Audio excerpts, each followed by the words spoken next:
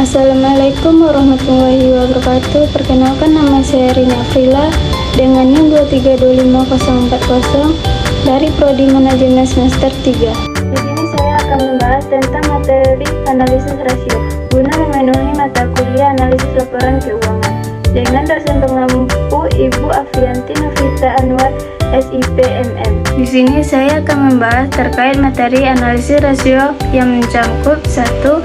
Pengertian rasio keuangan, 2. Alasan melakukan analisis rasio, 3. Bentuk-bentuk rasio keuangan, 4. Keterbatasan rasio keuangan, 5. Hubungan antara berbagai rasio.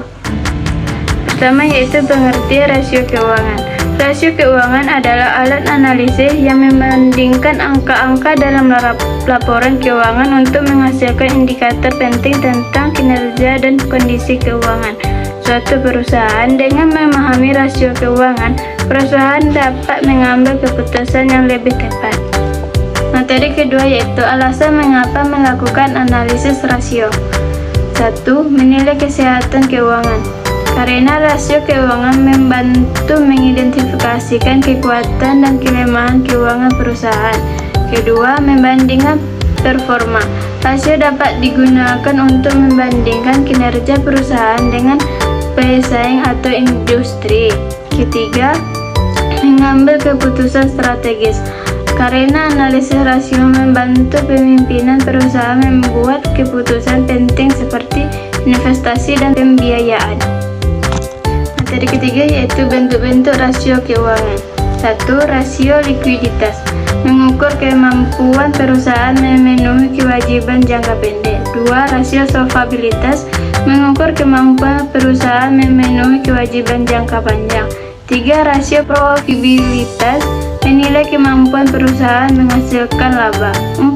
Rasio aktivitas. Mengukur efisiensi perusahaan dalam menggunakan asetnya. Materi keempat yaitu keterbatasan analisis rasio keuangan. Snapshot terbatas. Rasio hanya memberikan gambaran sesaat, tidak menunjukkan tren jangka panjang.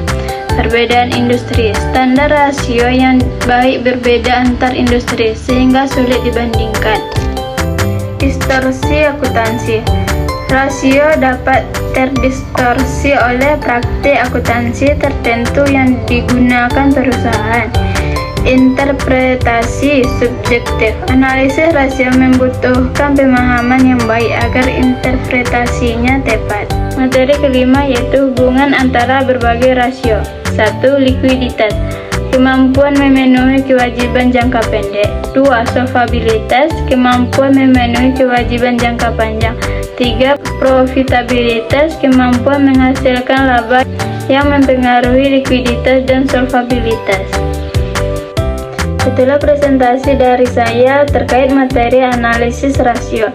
Sekian dan terima kasih. Wassalamualaikum warahmatullahi wabarakatuh.